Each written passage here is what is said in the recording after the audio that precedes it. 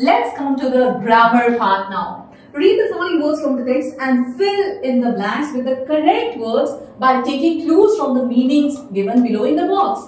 अब आप देखिए मीनिंग जो है वो बॉक्स में दे रखे हैं और हमें उनकी हेल्प से क्या करना है, ये क्लूज दे रखा है आपको देखो मीनिंग्स का, और हमें इनका कहां पे यूज करना है वो पता करना है। मीनिंग्स क्या है? To take and seize control. अब to take and seize control ये अर्थ दे रखा है, कौन सा वर्ड जो है इस ये जो मीनिंग दे रखा है वो कौन से वर्ड का है। सो यहाँ पे to take and seize control means किसी भी चीज को अपने कब्जे में कर लेना। ओके, तो ये क्या है? अपने कब्जे में कर लेना, ये है ओवरथ्रो। ओके, ओवरथ्रो मीन्स किसी को थ्रो करके वहां पे ऑक्यूपाई कर लेना उस जगह को। So this is known as overthrow. तो ओवरथ्रो का मीनिंग यहाँ पे दे रखा है और आपको ये वर्ड मीनिंग आप दोनों याद कर लेंगे ना, और या आप लॉजिकली सोचेंगे तो भी आपको आ जाएगा ये करना। But better to know the word meanings, that will be the best thing I would say. Now to take and seize control means to overthrow, to invade means attack और occupy an area in large numbers. जब हम किसी भी area पे attack करते हैं, उसको कब्जे में लेने की कोशिश करते हैं और वो भी बहुत लार्ज नंबर्स में ऐसा होता है, तो उसे हम क्या बोलते हैं? ओवररन। टू फ्लड और overpower someone or something emotionally, जब हमारे अंदर बहुत ज्यादा किसी भी चीज की भावना होती है, फीलिंग्स होती है, so that is known as overwhelm. ठीक है, सो ये हो गया आपका। Now let's move on to the next question. Now create a list of at least 5 other verbs that begin with over and frame sentences of your own। अब हमें 5 verbs लेने हैं और वो over को beginning में डाला है, शुरुआत में डाला है और उसको यूज करके sentences frame करने हैं। So first one is overestimate। So overestimate के लिए आप estimate का मीनिंग हमने अभी थोड़ी देर पहले पढ़ा था, अनुमान लगाना, और ओवर आपको लगे है उसके आगे, तो उसका मीनिंग क्या हो जाएगा? ओवर एस्टिमेट मीन्स कुछ ज्यादा ही ओवर कॉन्फिडेंट जैसा आप बोल सकते हैं, कुछ ज्यादा ही अनुमान लगाना जो कि रियल नहीं हो सकता। Don't overestimate your ability to finish the project in just one day. तो अपने आपको इतना ज्यादा भी ओवर एस्टिमेट मत करो, ऐसा ज्यादा ही कुछ मत समझ लो कि तुम एक दिन में प्रोजेक्ट जो है वो खत्म कर दोगे, तुम्हारे अंदर इतनी एबिलिटी भी नहीं है। कहने का मीनिंग ये है। Overlook, she overlooked a small detail that caused the entire plan to fail। तो उसने क्या किया? उसने एक छोटे से डिटेल की तरफ ध्यान नहीं दिया, जिसकी वजह से पूरा का पूरा प्लान जो है वो फेल हो गया। ओवर रिएक्ट मीन्स आपको पता है ओवर का मीनिंग ही होता है ज्यादा, अनलिमिटेड। सो अनलिमिटेड नहीं मीन्स ज्यादा, excess. Tends to overreact to even minor criticism. So this meant I think there should be he tends to overreact to even minor criticism। ये जो है आप he means वह जो है वो क्या करता है? छोटे छोटे क्रिटिसिज्म को भी, अगर छोटी छोटी बातों में अगर कोई उसको क्रिटिसाइज करे, छोटी छोटी बात उसमें गलतियां ढूंढ ले, तो वो ओवर रिएक्ट कर लेता है। ओवरवर्क, यू ओवरवर्क योरसेल्फ, तुम अपने आप को ओवरलोडेड कर देते हो, मींस कुछ ज्यादा ही काम कर लेते हो और उसकी वजह से तुम यू विल एंड अप तुम फीलिंग एग्जॉस्टेड, और इसकी वजह से तुम थक जाओगे बुरी तरीके से एंड इवन बर्न आउट हो जाओगे, मींस तुम्हारे एनर्जी जो है वो नहीं रहेगी। अब ये डिफिकल्ट सेंटेंसेस लग रहे हैं आपको, तो आप इजी वर्ड्स भी अपने मन से कुछ भी लिख सकते हैं। बस इतना याद रखिए कि वर्ड्स का मीनिंग जो आपको पता रहना चाहिए। Overslept means, sorry, यहां पे मैं कुछ डाल देती हूँ।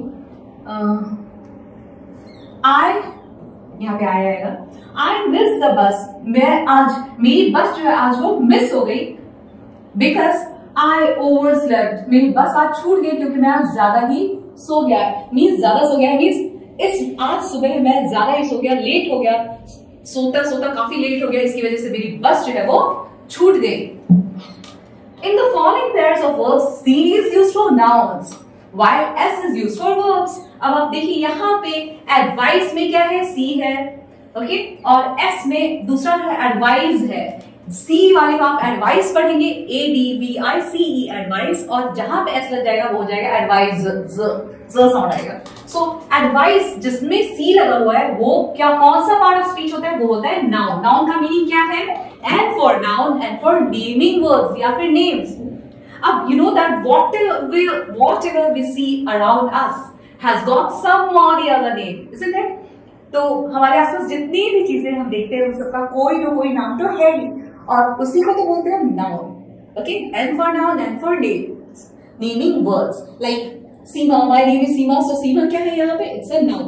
What is this, this is a pen, तो पेन भी क्या है, इसका नेम है। अब यहाँ पे जो देख रहे हैं smart board, this is also noun, ये इसका नाम है।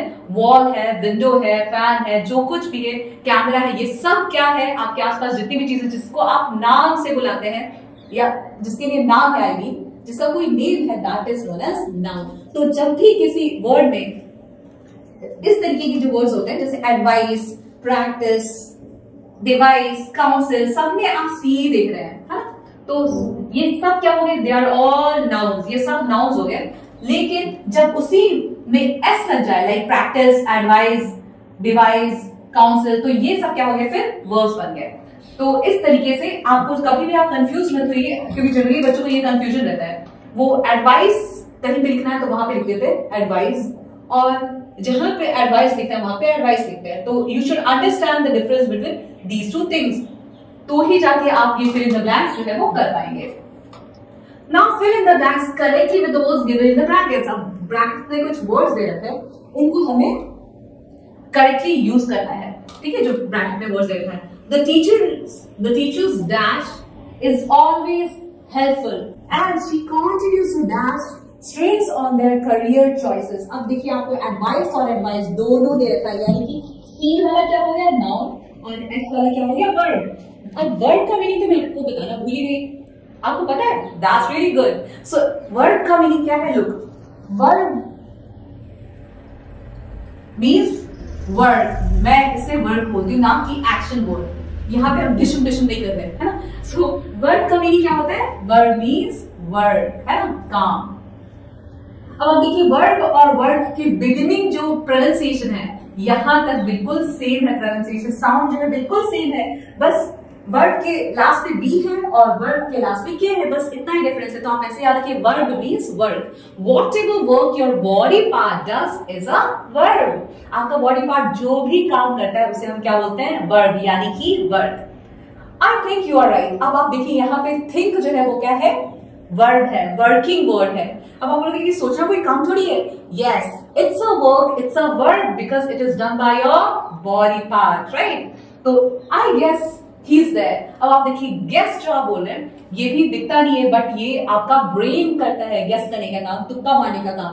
तो ये भी क्या है, वर्ब है। सो ये वर्ड का meaning I think it's clear to you, और नाउन मीनिंग भी आपको पता है।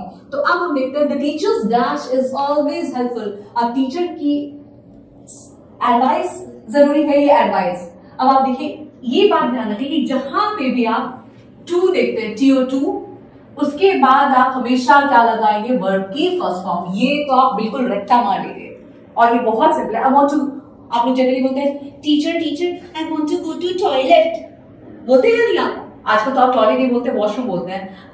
तो आप टू के बाद क्या लगाते हैं, गो, राइट। तो GO, टू के बाद क्या बोलते हैं, गो, जो कि फर्स्ट फॉर्म में होता है। First form of verb means present form of the verb. तो टू के बाद आप हमेशा फर्स्ट फॉर्म ऑफ क्या लगाएंगे, वर्ब। Verb means work. तो यही तो आपको ध्यान रखना है यहाँ पे। तो देखिए यहाँ पे टू दिख रहा है आपको, टीचर्स के बाद नहीं दिख रहा। इसका मीनिंग क्या है, यहाँ पे आप क्या लगा देंगे, नाउन वाला फॉर्म। टीचर की सलाह यानी कि एडवाइस, सी वाला आएगा, क्योंकि मैंने अभी आपको फॉर्मूला दे दिया है। टू के साथ ही आप वर्ड का फर्स्ट फॉर्म यूज करेंगे। तो सी जहां पे है वो तो आपको पता है नाउन लग गया।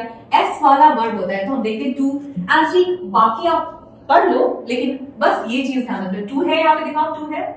टू के बाद क्या हम लगेंगे, मैंने आपको बताया टू के बाद फर्स्ट फॉर्म ऑफ, तो यहाँ पे वर्ड क्या है, एस वाला, एडवाइस में एस है यहाँ पे, तो ये वर्ड हम एज इट इज कॉपी कर देंगे, क्योंकि ये फर्स्ट फॉर्म में ही तो है। नेक्स्ट हम आगे बढ़े। The musician believes that daily dash helps a lot, so she is always ready to। अब आप देखो यहाँ पे भी टू दिख गया आपको, तो टू के बाद आप फिर से क्या लगा देंगे, ये एस वाला वर्ब, प्रैक्टिस, ये वाला आ जाएगा एस वाला, है ना, देख रहे हैं आप यहाँ पे। और दूसरे में क्या आ जाएगा, नाउन। जहां पे टू है वहां पे आप वर्ब लगा देंगे, मींस एस वाला वर्ड, और जहां पे एस नहीं है उसको आप बिना टू वाला, जहां पे भी आपको टू नहीं दिख रहा है वहां पे आप चिपका दिए, that's it. The scientist uses a strange dash for experiments and plans to dash। अब आप देखिए यहाँ पे भी आपको टू दिख गया, तो आप उसके बाद ये देखिए डिवाइस में एस है, तो ये वाला यहाँ पे टू के बाद डाल दिया हमने ये फॉर्मूले के हिसाब से, और दूसरी जगह पे ये डाल दिया डिवाइस जो कि नाउन है। The village council met to discuss issues and decided to dash। अब आप देखिए यहाँ पे भी टू के बाद आप first of all that is council S वाला डाल देंगे, ओके, और यहाँ पे काउंसिल आ जाएगा दूसरे वाले में। सो ये इजी ट्रिक्स है करने के लिए, क्योंकि अभी अगर कई बार ट्रिक्स आर आल्सो इंपॉर्टेंट, वो ट्रिक्स रहेंगे तो आप फास्ट चीजों को कर लेंगे। read the highlighted word in the following sentence from the text। Most importantly, his story is a reminder of the sacrifices made by countless men and women in defense of the motherland। In terms of meaning, there is no difference between the two words defense and defense। I'm sorry। अब देखिए आप defence बोलिए आप जिसमें सी आता है, CE, और या फिर डिफेंस बोलिए जिसमें एसई आता है, तो मीनिंग वाइज अगर आप देखेंगे ना, दोनों वर्ड्स का मीनिंग जो है वो उसमें कोई अंतर नहीं है, कोई डिफरेंस नहीं है, कोई डिफरेंस नहीं है। In American English the word is spelled with an S. बस फर्क क्या है कि अमेरिकन इंग्लिश में हम एस लगा देते हैं, डिफेंस की स्पेलिंग में एस आ जाता है, और हम ब्रिटिश इंग्लिश, हम जो इंडियंस हैं वो ब्रिटिश इंग्लिश फॉलो करते हैं। क्यों? क्योंकि हमारे ऊपर ब्रिटेन का राज कर रहे हैं, तो इसलिए ब्रिटेन वाली इंग्लिश हम फॉलो करते हैं, और इसलिए हम एस की जगह पे सी लगाते हैं। सो सिर्फ इतना ही फर्क है, otherwise meaning doesn't vary, meaning में कोई चेंज नहीं आता। Whereas in British English it is spelled as C with a C, मैंने आपको बोला था, which is preferred spelling। The word has several different meanings। अब इस वर्ड के बहुत सारे अलग अलग मीनिंग्स होते हैं, but it is mostly used to mean the act of protecting someone or something against attack or criticism. Actually defence जो वर्ड है उसका मैंने आपको ये पहले भी बताया है और अभी भी बताती हूँ दैट इंग्लिश में एक वर्ड का एक ही मीनिंग नहीं होता, it has got several meanings and it all depends on the context, on the situation. अब किस संदर्भ में यूज कर रहे हैं, किस हालात में यूज कर रहे हैं, उस पर डिपेंड होता है उस वर्ड का मीनिंग। तो इंग्लिश में एक वर्ड का हजारों मीनिंग्स है, उसके सिचुएशन पे या कॉन्टेक्स्ट पे डिपेंड करेगा कि क्या मीनिंग निकलेगा वहां पे। तो यहाँ पे डिफेंस का मीनिंग जो जनरली आपको पता है वो है the act of protecting someone, किसी को बचाना, या फिर कोई किसी को क्रिटिसाइज कर रहा है यानी कि उसके अंदर गलतियां ढूंढ रहा है तो भी उसको उससे बचाना। सो वो भी है डिफेंस सीई वाला। Read the highlighted words in the following sentences from the text. ... ended with echoes of courage that served as an inspiration. A contingent of troops posted to Jammu and Kashmir was airlifted into Srinagar. D Company with 90 soldiers was the last and they were expected to return by 2 p.m. The life and sacrifice of Major Somnath Sharma embody the highest ideals of duty, honor and patriotism. तो यहाँ पे मुझे कुछ highlighted पता ही चल रहा था, आपको पता चल रहा है शायद, हाँ आई होप ये वर्ड्स मुझे ऐसा लगता है कि शायद ये हाईलाइटेड है, ये वर्ड्स हाईलाइटेड है, आई होप सो, मुझे ऐसा लग रहा है ये हाईलाइटेड है, यहाँ पे तो मेजर सोमनाथ शर्मा हाईलाइटेड है। सो लेट्स गो अहेड, आपके टेक्स्ट बुक में है, आपके पास टेक्स्ट बुक है तो आप वहां पे इजीली देख के इसको समझ सकते हैं। Let me put it this side, आप अलग जाओ हम बिट्स पढ़ने दो। The highlighted verbs and are either singular verbs or plural verbs. जो हाइलाइटेड वर्ब्स है वो या तो सिंगुलर है या फिर प्लूरल है। सिंगुलर मींस, देखो आप सिंगुलर किससे बना है, सिंगल, आप ये नहीं बोलोगे सिंग से बना है, single means one, singular means one. और सिंगुलर वर्ब्स तो जनरली आप ये फॉर्मूला याद रखो कि ग्रामर का एक ही फॉर्मूला है, सिंगुलर सब्जेक्ट सिंगुलर वर्ब। अगर सब्जेक्ट सिंगुलर है तो आपको उसको सिंगुलर वर्ब भी देना पड़ेगा। If the subject is plural you have to give it a plural verb. Singular subject singular verb, plural subject plural verb, सिर्फ इतना याद रखना है आपको।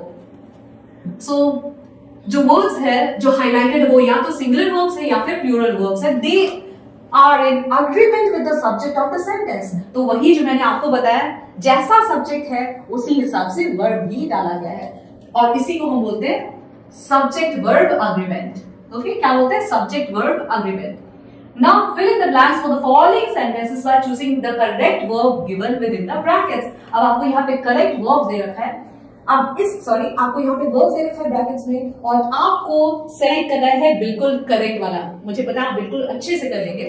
So let's do the first one, the bouquet of flowers dash beautiful. अब आपको यहाँ पे ये समझना है कि सिर्फ दो ही चीजें समझिए कि सब्जेक्ट क्या है, और उसके बाद हमें सब्जेक्ट अगर सिंगुलर है तो हमें सिंगुलर वर्ब डालना है। तो पहले हम ये देखेंगे सब्जेक्ट सिंगुलर है या फिर प्लूरल है। तो यहाँ पे देखिए आप, द बुके ऑफ फ्लावर्स, तो बुके यहाँ पे किसकी बात हो रही है? बुके की बात हो रही है। सो बुके कितना है? आप देखो एक ही है, एक बुके में बहुत सारे फ्लावर्स है, राइट? तो एक ही बुके है ना, तो इसलिए फिर क्या होगा? यहाँ पे इज आ जाएगा। यहाँ पे बुकेज नहीं लिखा हुआ है, क्या लिखा है? The bouquet, only bouquet has been written here, not bouquets. तो इसका मीनिंग क्या है कि एक ही बुके है, मींस सिंगुलर बुके है, तो इसलिए वर्ब कैसा जाएगा? सिंगुलर जाएगा।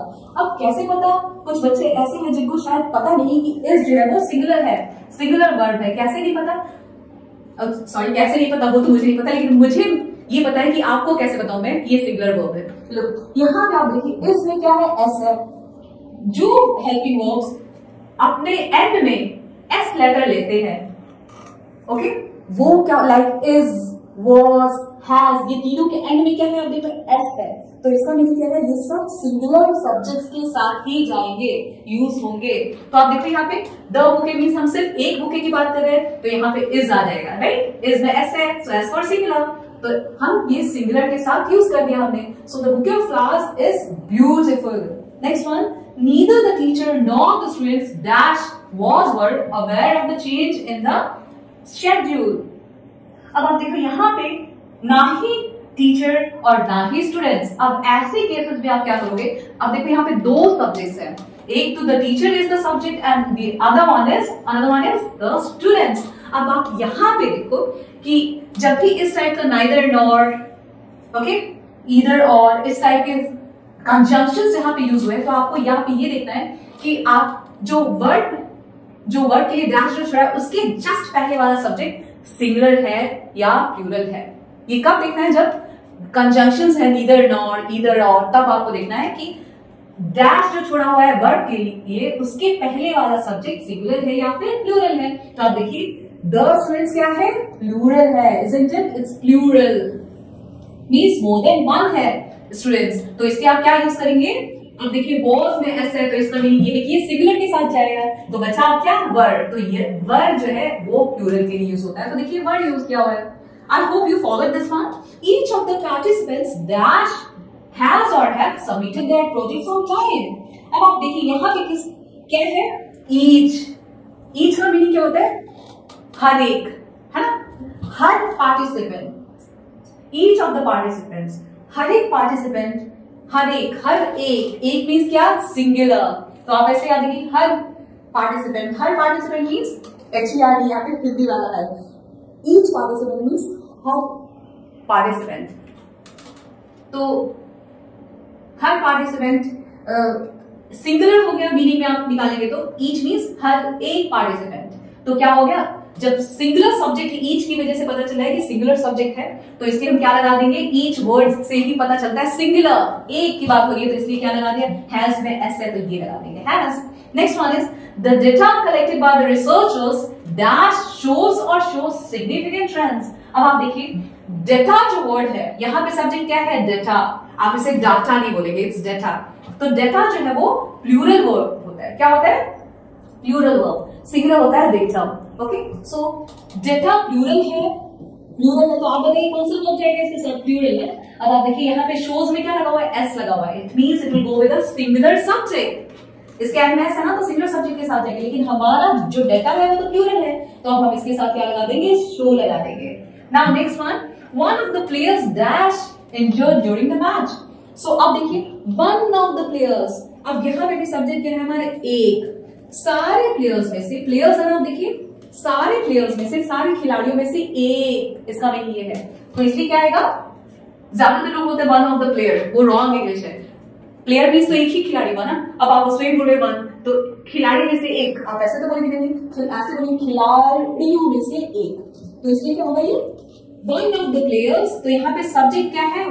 हम बोले खिलाड़ियों में से एक, तो यहाँ पे बात हो रही है एक खिलाड़ी की, one.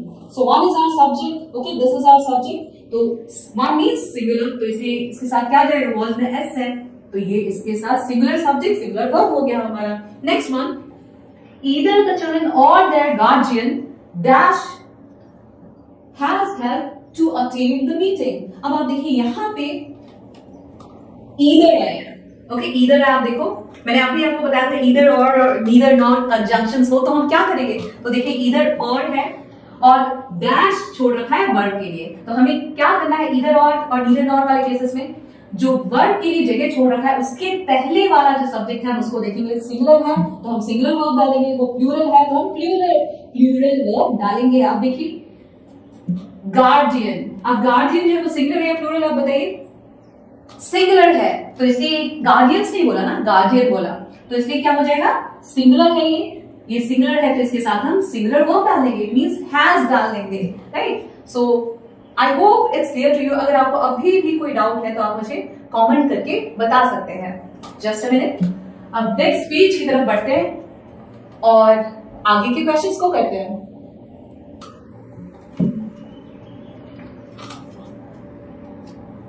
A pair of shoes dash missing from the rack.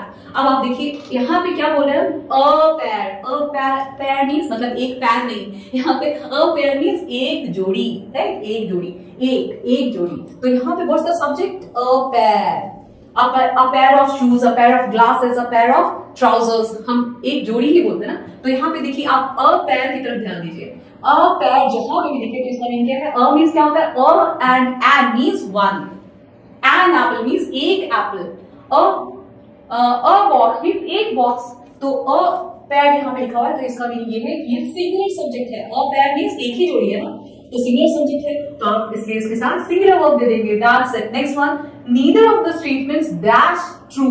अब इसका मीनिंग क्या है, अब आप बोलोगे मैम अभी तो आपने बताया था स्टेटमेंट्स यहाँ पे प्लूरल है तो हम यहाँ पे प्लूरल वर्ब डालेंगे. नहीं, इसका मीनिंग समझिए आप, यहाँ पे नीदर के बाद नॉर नहीं है ना, यहाँ पे सिर्फ नीदर है. नीदर ऑफ द स्टेटमेंट्स मतलब डैश ट्रू, तो कोई भी स्टेटमेंट जो है वो सही नहीं था, सच नहीं था. तो नीदर ऑफ द स्टेटमेंट्स मतलब कोई भी स्टेटमेंट नहीं, कोई भी स्टेटमेंट सच नहीं था.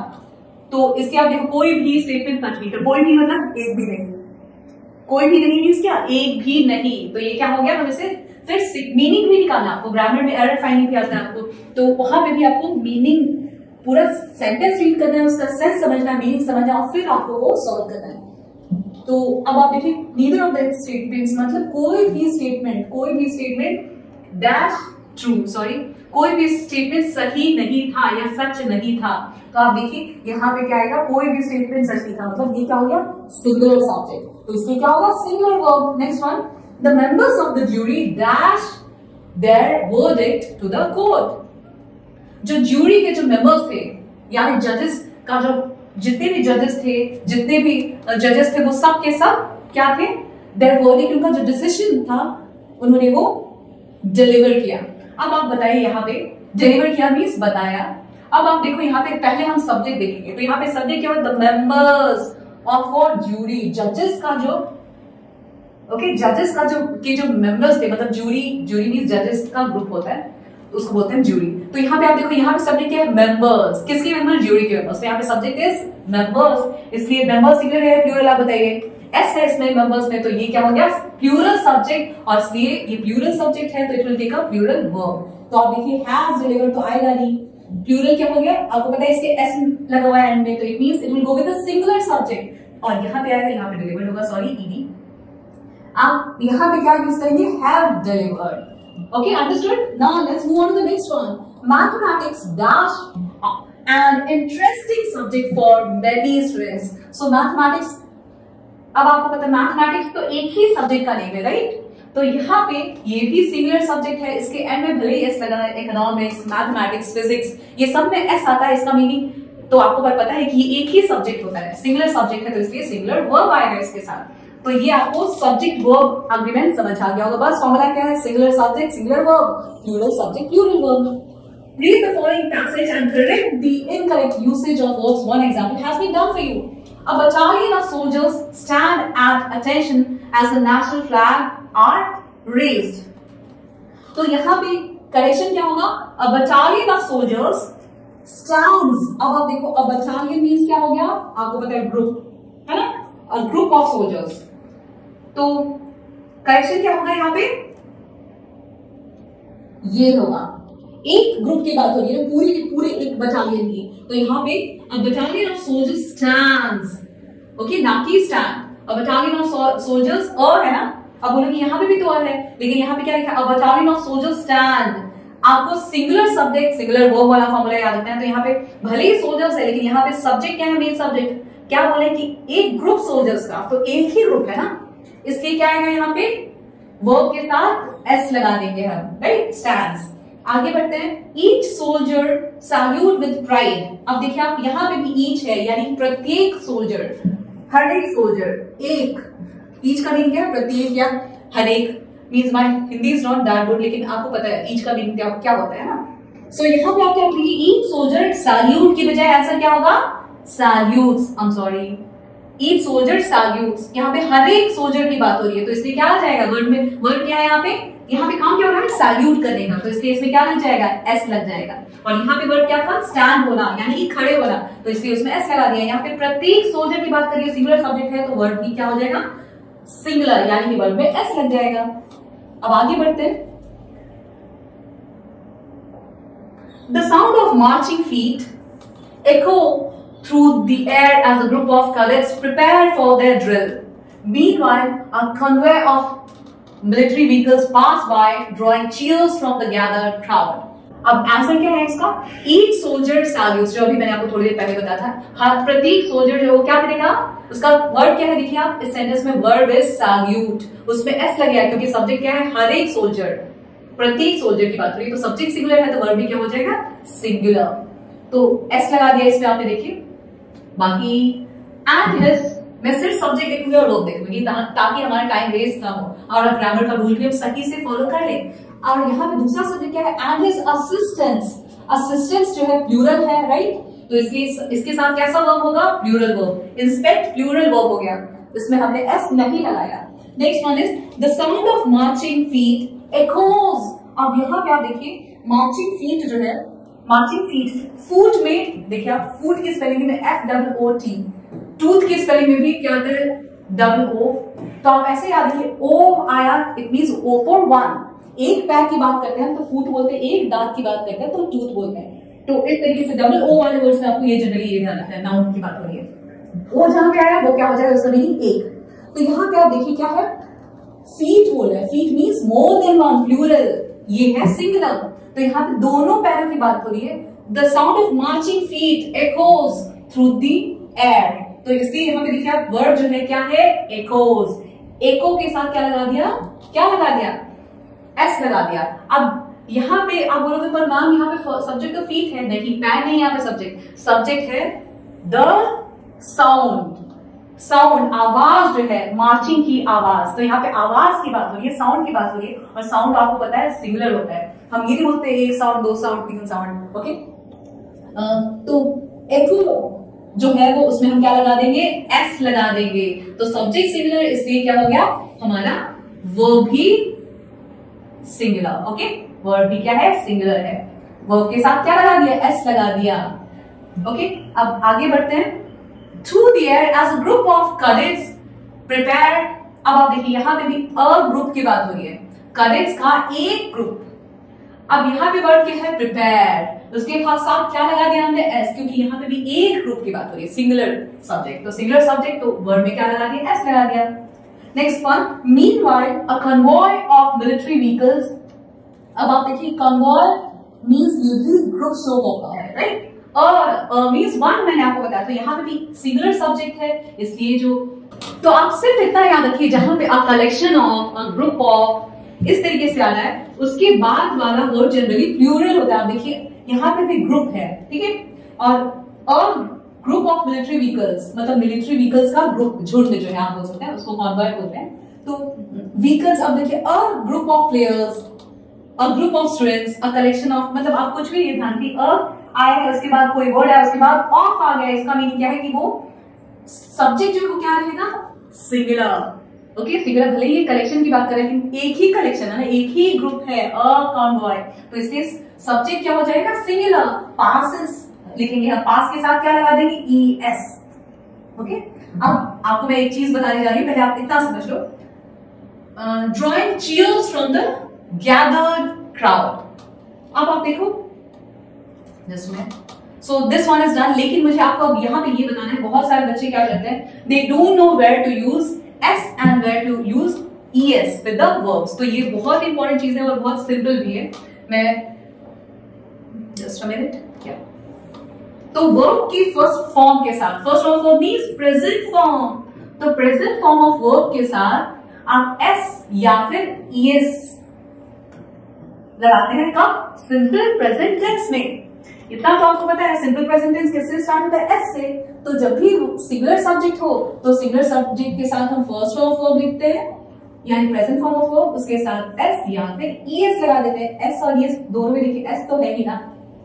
अब आपको ये समझना है कि कौन से वर्ब्स के साथ, कौन सी वर्ब जो है वो अपने एंड में ES लेती है जब सिंगुलर सब्जेक्ट हो और सिंगुलर वर्ब भी बनाना हो, तो कौन से वर्ब्स में हम ES ऐड करेंगे, ना कि सिर्फ S। तो ये आप याद रख लीजिए, the verbs that end with S, वो वर्ब्स जो कि वो मीन्स वर्ड शो करने वाले वर्ड्स। तो आप देखिए यहाँ पे जो भी वर्ब्स या जो भी वर्किंग वर्ड्स एंड होते हैं किससे, S से, या फिर सॉरी ये हटाती हूँ, नहीं तो बहुत मान करना पड़ेगा मुझे ये, S फिर SH CH, ओके, फिर Z फिर O। मैं एक काम करती हूँ, पहले ये करती हूँ, जस्ट क्लीन करती हूँ। आप सोचेंगे क्या कर रही है अब आप देखिए यहाँ पे S SH CH, ओके, फिर O X Z, इतना ही आपको समझना रहता है। So the words means the words that and with, यहाँ पे वर्ड्स मीन्स मैं वर्ब की बात कर रही हूँ, क्योंकि अभी मैंने आपको क्या बताया, सिंपल प्रेजेंट टेंस में जब वर्ब सिंगुलर होता है तो उसके साथ हम फर्स्ट ऑफ वर्ब लगाते हैं, उसके साथ या तो S लगा देते हैं या फिर ES लगा देते हैं। तो मैं आपको बता रही हूँ कि ES कौन से वर्ब के साथ लग गया। S वाला तो बहुत सिंपल है, वो आपको पता है, लेकिन ES वाला नहीं पता चल पाता बच्चों को। तो वो सारे वर्ब्स जिसके एंड में S आता है, स्पेलिंग में SH आता है, लाइक मिस में S आता है लास्ट में, तो अगर आप बोलेंगे मम्मा शी मिस यू या मिसेस यू, आप बताइए, तो यहाँ पे what's the subject, she is the subject, यानी एक लड़की की बात हो रही है, तो शी मिसेस। तो अब आप देखिए शी सिंगुलर है, इसलिए मिस के साथ हम क्या लगा देंगे, मिस S से खत्म हो रहा है ना, मिस जो वर्ब है, तो उसके लास्ट में हम क्या लगा देंगे, ES लगा देंगे। तो मैं आपको यहाँ पे ये बता रही हूँ कि कौन से वर्ब के साथ हम ES लगाते हैं, ES ये बता रही हूँ। तो वो वर्ब जो कि एंड होते हैं S से, SH, शी या फिर द प्लेन क्रैशेस, हम ऐसे बोलते हैं ना, प्लेन क्या है, सिंगुलर सब्जेक्ट है, तो उसके साथ हम सिंगुलर वर्ब क्रैश लगाया, मैंने क्रैश के स्पेलिंग लास्ट में क्या आ गया, SH, तो उसमें भी हम क्या लगा देंगे, ES, क्योंकि उसके स्पेलिंग में लास्ट में क्या आ रहा है, SH। तो मैच, she matches it और he matches it matches it, Ram matches it। तो आप जहां पे भी वर्ब के लास्ट में CH आ जाए स्पेलिंग में और सिंगुलर बनाना हो उस वर्ड को, तो आप उसमें क्या लगा देंगे, ES। फिर जो वर्ब्स O से एंड होते हैं, लाइक गो, तो गो में भी आप क्या लगाते हैं, सिंगुलर सब्जेक्ट के साथ, she goes, he goes, right, go के साथ ES लगा देते हैं। X like fix, she fixes the problem, तो अब आप देखिए फिक्स में क्या लगा दिया, ES। Z वाले जो वर्ड्स होते हैं, लाइक अब देखिए Z से एंड होने वाले वर्ड्स, लाइक बस, हम बोलते हैं द बी डैश, अगर मैंने बोला the bee dash, bee means क्या, हनी बी। अब यहाँ पे बी हो रही हूँ ना कि ना बीज हो रही हूँ, तो यहाँ पे सब्जेक्ट क्या है, the bee which is singular, right, तो उसके साथ में कैसा वर्ब यूज करूंगी, सिंगुलर। तो मुझे क्या करना पड़ेगा, बस जो वर्ड है, जो वर्ब है, उसके एंड में मुझे देखिए, आप बस के एंड में क्या आता है, Z, तो इसलिए मैं उसके साथ क्या लगा दूंगी, सिंगुलर सब्जेक्ट लगाने के लिए मुझे बस जो वर्ड है उसके साथ मुझे ES लगाना पड़ेगा। तो इस तरीके से आपको ये ग्रामर, मुझे पूरा यकीन है आप बहुत ही अच्छे से एग्जाम में करके आएंगे। So this way we have completed this lesson along with this grammar. So before leaving मैं आपसे एक बात बोलना चाहूंगी कि please like our videos, share it and do subscribe it. Thanks for watching. Bye bye.